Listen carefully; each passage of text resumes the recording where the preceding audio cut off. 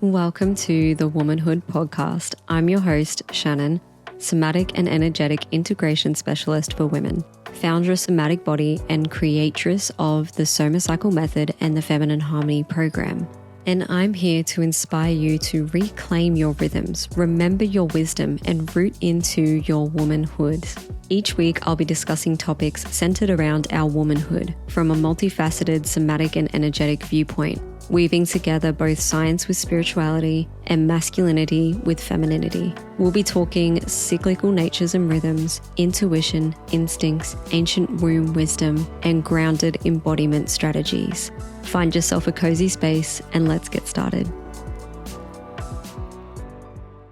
Welcome to our first episode of the Womanhood podcast. This particular episode is going to hold a special place in my heart because it is the pilot episode, the very first one that sets the tone for the podcast as we begin our 2026. And so this episode is going to be focused on coming home to your feminine body, as well as giving you a little bit of an introduction to me, for those of you who are listening and don't know me, and to my story, how I came to be, how my businesses came to be, what my background is, so you have a little bit of context with the wisdom I'm going to be sharing here on the podcast and everything that's to come for the episodes within this series. So first things first, I just want to set the tone for this podcast so you know what to expect. This isn't, for me at least, this isn't just another podcast channel about womb work and womanhood. For me, this is a space for you to land and explore your body as a woman. And it's for the parts of you that are tired of the noise, that are tired of the fixing and the pushing and attempting to fit into perfectionism roles or the 9 to 5 or into the expectations of what your roles are in life, and to really just explore your body within its feminine essence, within its messiness and, you know, changes and seasons. So it's for the parts of you that are tired, burnt out, done with fixing and pushing, and want to do something about it. And this podcast is going to offer you kind of that gateway to self-exploration within the feminine, within the womb center. And it's for those parts of you that feel like it's time to come home to yourself as a feminine being, as a woman. And so this is why I've named this podcast Womanhood. But now let's kind of start to bring in some context of where this is all coming from and why I speak the way I do. Why I want to create this podcast isn't just to share my wisdom and share where I'm coming from so that you have something to relate to, but it's also so that I have a chance to connect with like-minded women, with women who are in this space of wanting to explore their female bodies, their feminine essence, their whole entire body, not just the physical body. And we will get into in a moment what I mean by that when I say the whole body, and it not just being the physical body. Some of you who know me and are listening will understand what that is when I say that and what that means for me. And so we're going to get into me and what that all means now. So first of all, we'll start with my story, how I came to be as a human being. So firstly, we'll start with when I was a kid. When I was a kid, I did feel different, which sounds cliche, but I did. I always found myself a little bit timid, a little bit shy. And I think I definitely came across that way. But on the inside, what I remember as a child, I don't have a lot of young, like infant, adolescent memories, but growing up from 5 onwards, you know, what I remember is sitting back to observe. Now, I'm a projector in human design, so that's no surprise, but like sitting back to observe, to witness, to connect with people on a more subtle level, to learn through witnessing others rather than experiencing myself, which is a very projector thing as well, but also to inspire and lead from example. So whatever my behaviors are, I feel like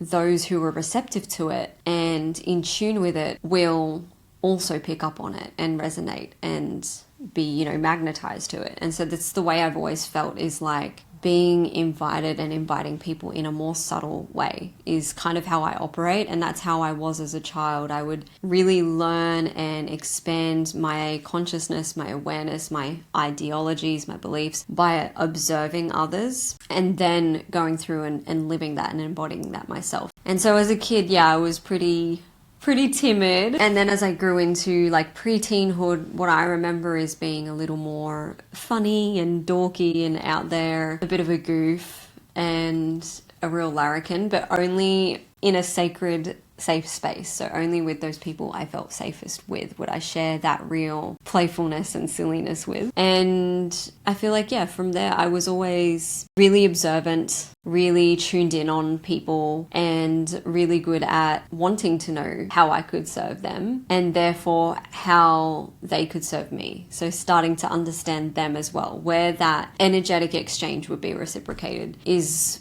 where that kind of started from, like early teenhood, I would say. And so from there I got my job in retail. I moved into retail at like a clothing store, and it wasn't until I'd finished high school I tried uni for a year and it wasn't the course that I wanted to study. So I quit that and just worked full-time for a year. And by the time I was 19, after working full-time for a year in retail, I had this lady come up to me and she goes, I overheard the managers talking about, promoting you to a supervisor. Would that be something you'd be interested in? And I kind of just like immediately giggled nervously, not in a condescending way, but nervously giggled like, oh, okay. Suddenly faced with that decision and had never even thought of that, but instantly knew that that's not what I wanted. And from that moment, I was like, okay, well, if I'm in retail and that's the next phase is becoming a supervisor or a manager at this point, and I don't want that, then what do I want? And so that's when I started to really ask myself. And it wasn't until this one day, I will always remember this one day, where I was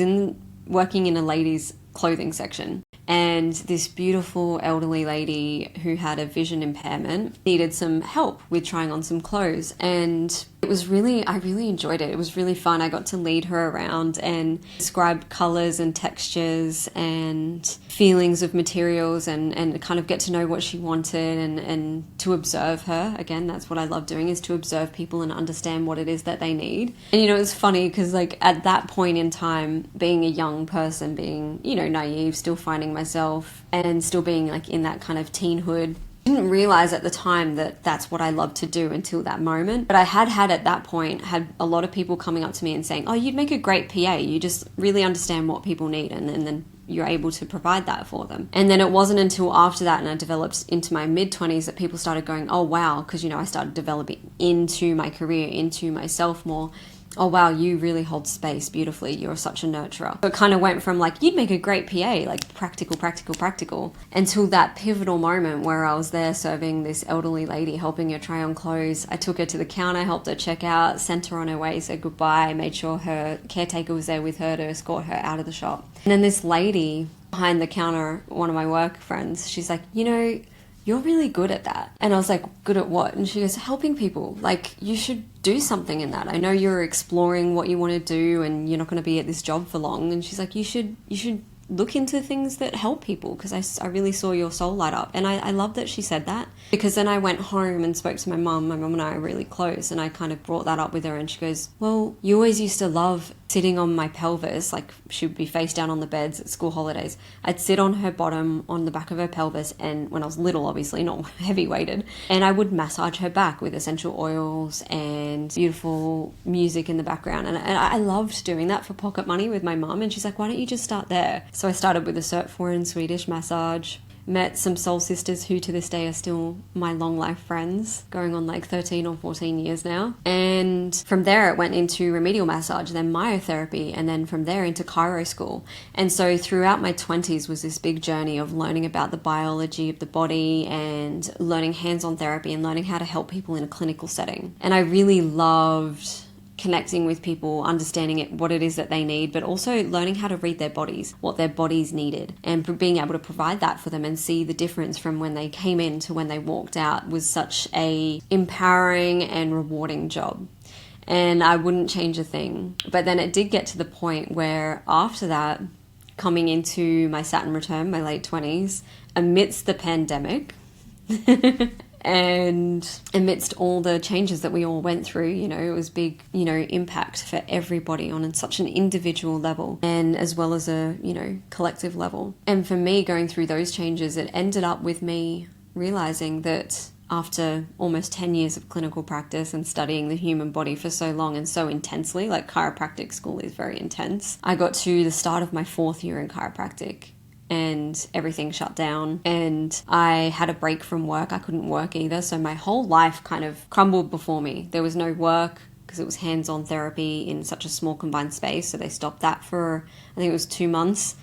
There was no uni. And there was a lot of moments like that throughout the 2 years of the, you know, more intense years of the pandemic, where I had time and space for myself to reflect and realize that clinical practice was not what I wanted anymore, because I realized that I would have clients coming in needing me, not just needing me from a point of, oh yeah, I could use some guidance with my body, I could use some assistance and just like surrender and really enjoy the process, but needing me to the point where they were coming in and going, oh my God, thank God, you know, they were seeing me monthly or fortnightly, weekly, whatever the frequency was. Oh, thank God I have you booked in. I need you to fix me. And there was something so weighted and heavy about that. And I realized that chiro wasn't going to change and be any different.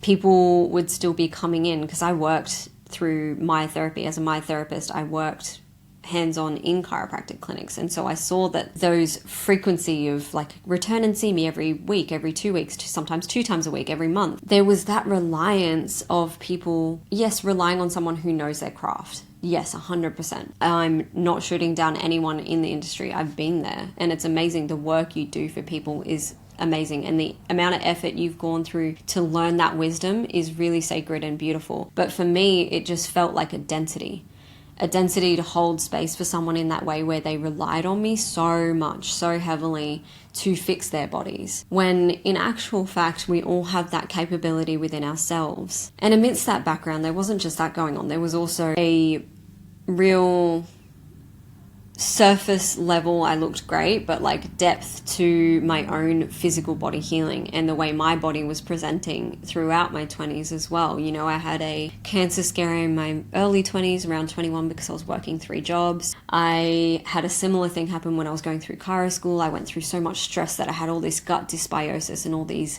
gut issues, to the point where at one point I couldn't even really get off the couch much, and I had to have my partner escort me to a Ayurvedic doctor just around the road, and she really helped me, and I learned a lot about the vagus nerve and stress and that correlation, and I was learning that through chiro school as well, so it was really divine timing. But yes, all those changes, all those challenges led to me no longer finishing chiro school, deciding to take a step back because I knew it wasn't what I wanted anymore. And I actually ended up exploring more to the body, because not only had I realized that clinically I didn't want people relying on me that much, I wanted to empower them to realize their potential and trust their bodies, put their faith in their ability to heal, the homeostasis within the body to regulate, to stay balanced, but also to optimize. Our bodies are amazing. They're such beautiful healers, and our bodies are just waiting to be accessed in a certain way through our mind. The mind is such a powerful thing too.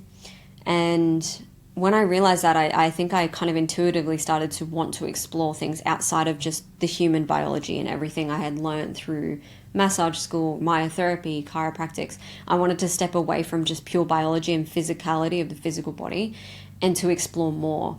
And so I then went into learning Reiki level 1 and 2. And then I went into somatic embodiment coaching, and I learned that throughout the pandemic because it was an online course. It was something I could touch and explore while everything else was shut down at the time. And that really was the beginnings of my current business, Somatic Body. That was where I opened up Somatic Body, which is technically body if you know Latin terminology and medical terminology. Somatic is, you know, physicality of the body. But I called it Somatic Body because I had the word soma in it, which then goes into the chakra systems. And you have a minor chakra called the soma, which relates to that conscious mind connecting to the unconsciousness of the body, the physicality of the body. And so this is where the birth of Somatic Body came in.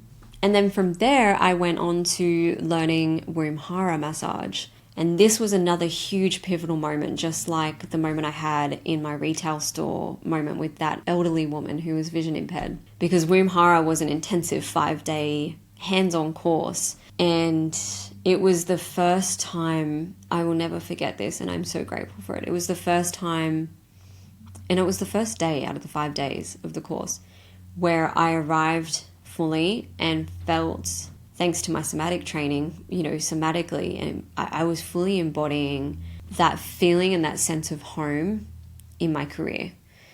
Like I'd arrived, this is it. This is what I want to be doing, is womb work, working with women and holding space with women. And I think back to that moment in retail where I was helping an elderly woman. I was connecting with a woman, there was a real joy in that. And coming back to the podcast, this is why I'm here. This is what I'm doing. This is a way for me to expose myself, on this beautiful thing we have, the internet. It has its pros and cons, but the beautiful thing is I can put myself out here and connect with you all, and whoever sticks, and it's such a beautiful thing to be able to be a projector, be in my authenticity, share what I love, share my wisdom, and to be able to do that in a way where whoever resonates can then connect with me, and to be able to explore that deeper and deeper as this business grows. And so this is where Somatic Body is heading as well. I went through that whole journey in my 20s and then into things that were less physical, less about the physical body, into energetics and somatic work, where yes, we're learning about the physical body, we're learning about the nervous system just like we did in Cairo, but we're learning about it from a lens of the physical body is not just a physical body. And this is what I also want to come around to, is the 4-body healing system. The lens that I look through with the work that I do is not just the physicality of the body. And they teach this in Reiki as well. This was the first time I learned the concept, is that our body isn't just the physical body where we move, we use our muscles, we activate, we breathe, our heart is pumping blood through our body, and our nervous system is switched on and it's connected to our conscious mind. We have the unconscious and the semi-conscious and the subconscious mind. And this is where our subtle bodies come in. So we have our physical body, that's one of 4, the 4-body healing system. We have our physical body, but then it's connected through nervous system and through, everything in our body to the mind, the mental body. That's body number 2. And then it goes deeper than that, emotional body, the felt emotions, the reactions, the things we sense. And then even more subtly, the energetic body, the subtle senses, the vibes, the things that we feel but can't quite explain is the energetic body. And so this is the way I describe the body when I talk about the whole body. This is what I'm talking about, is that 4-body healing system. The entire body is when all 4 bodies are together in unison and we are able to connect to all of them. And so this is really, the moment that I talked about earlier where, it's about connecting to your whole body. And once you learn that you have the ability and the capacity to heal yourself, and that you don't really need to put all of your eggs into the basket of a practitioner. And so this is really why I had to step away from clinical work, because once you see something, you can't unsee it. And once I saw and experienced that for myself and observed that from others, is oh wow, you can really heal yourself just by learning about the body from those practitioners. Still see the practitioners, still allow them to support you, but allow them to be that. Allow them to be your support, but not your sole support that you throw all of your reliance into. And I feel like because I was embodying that entire 4-body healing system, perhaps unconsciously up until the point where I started delving into it with Reiki and somatics and womb hara, but I was already kind of embodying that in my 20s. And when I started to embody that, I started to realize there was this real contrast with myself and that trust in my body as I was healing my own body, versus the clients who were stepping in and relying on me to heal their bodies, And so once I saw that, I couldn't unsee that. And I was like, okay, this is my role now, is to connect women to their bodies, for them to understand their bodies, especially the reproductive system, because it's what sets us apart from men. We are all human biology and human bodies, but then we have this real contrast and differentiation between that of the masculine and the man, and the hormones that run through a man versus the hormones that run through a woman. And not only that, but the errors we go through. It's not just 4 phases, 1 cycle, our whole entire lives of womanhood. You know, we start off as adolescents, we go through menarche, our first menses, our first bleed, and then the cycle of 4 begins. You know, 4 phases, 1 cycle, like the moon, every month. And then from there, we go into premenopause, perimenopause, into completion of menopause, into more of a 24-hour cycle, like that of the male, but not quite. And so it's all of these changes that affect not only our physical body, but our hormones influence our mind, and then our mind influences the emotional body, and the emotional body influences the subtle energetic body. And so it kind of is like this domino effect of connecting all 4 bodies. And if we can tap into that, especially as women, we can really start to empower and understand ourselves. And if we can understand ourselves on a conscious level, on a deep level, that is the secret sauce, honestly. And so this is why I'm here. This is why I'm excited. That's the essence of my story. I know it was messy going along as we went along and kind of I shared it, but this is where I'm coming from. This is the lens that I view my world through, based on all of the teachings and education and academia I went through in my 20s, into the more philosophical, spiritual journey that I've been through in my late 20s up until now. I'm looking at it from all perspectives, the whole body, science and spirituality, and the fact that they do blend together. You know, ancient cultures and ancient history teaches us this, that it's not just one or the other. It's not just the science and the masculine logical mind, and it's not also just the dreamtime state of the woman and spirituality. It's all of it, just like all 4 bodies. It's collective, you know, it all joins together. And so as we go through this Womanhood podcast, we're going to be exploring that through the lens of womanhood, through the womb portal. And going forward, this Womanhood podcast is going to be a series that offers you that safe space, a safe space for you to explore your femininity at your own unique pace and rhythm. You know, my purpose with this podcast, essentially, is to offer you my experiences and my wisdom, yes, but then you set the tone. You choose what you want to take away from all of my shares throughout these episodes. And so as we kind of finalize this first pilot episode of my podcast, Womanhood Podcast, I would like to offer you 4 kind of invitations of initiation, little drops of wisdom. And the first one is to value and embrace your messiness and the tender parts of yourself over perfectionism. Value the messiness and the tender parts of womanhood and femininity over perfectionism, you know, versus perfectionism. I would say that is like my first hot tip, my one drop of wisdom, number 1, is to embrace when life gets messy, embrace the seasons, embrace the rhythms. This is your head start on really starting to explore your body and embodying your body as a woman, and to kind of prioritize that over your perfectionism. Then number 2 would be allow the space to pause, to reflect, to breathe amongst the seasons, amongst the messiness. So it kind of ties in with that first one. If we don't allow that space to pause and to reflect, we don't allow that space to fully drop into all 4 bodies. And you will come to realize that if you're someone who's going to follow this journey, who's going to follow this podcast, someone who has perhaps, maybe you've already explored somatic embodiment work and you know this to be true for yourself, or energetic work. And then number 3 would be to familiarize yourself, if you haven't already, with Mother Nature's rhythms, and to explore your connection to her rhythms in a way that allows you to start to connect your inner rhythms with hers. We can look to Mother Nature in such a beautiful way, kind of like a mirror. She's like a mirror. And we can see this even, for example, within the moon cycles. You know, 4 phases, 1 cycle each month. Moon, and that is us. That's how we flow when we're in our bleed era, especially, but also post-menopause. We follow that of the moon cycles. Her energy, her frequencies. I have a moon medicine masterclass on this on my website. It's free to register if you want to go deeper into it. But her energy, her medicine, her frequency, her vibration, if we're talking about it from a scientific level, we compare that with the spirituality and look at like how everything has energy, everything has vibration. The tides are controlled by the moon as well. And so the tides are influenced from the moon as well. And that's another example of how energy and frequency can be influenced by her, the moon. The moon moves water and tide. She influences it. And we are 70% water. So of course we're going to be influenced as well.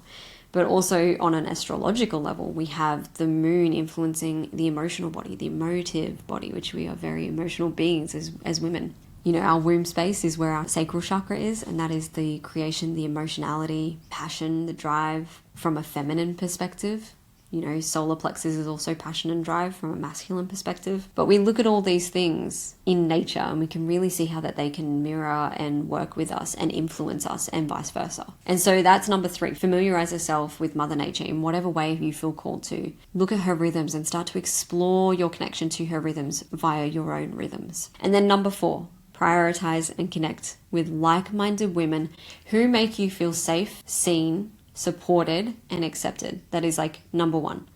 If you're going to be connecting with like-minded women, they have to be the ones that make you feel safe, seen, supported, and accepted. That is like number 1 priority when it comes to connecting with women, in my opinion, based on everything I've come to learn. So you can start to practice that as well. But they're my 4 gems, my 4 takeaways for this first episode of the Womanhood podcast. I hope you've enjoyed this, and there will be more to come next week. This is going to be a weekly series. So I highly recommend you hit that subscribe or follow button if this is something you've really enjoyed, and I will see you next week as we start to explore burnout and what this looks like within the feminine body, expanding our awareness of how burnout is received in the feminine body as a collective in womanhood. I'll see you then. As we finish this week's episode, remember that you are your own rhythm keeper. So just keep listening for that rhythm and keep coming home to you. Until next time, with love, Shannon at Somatic Body.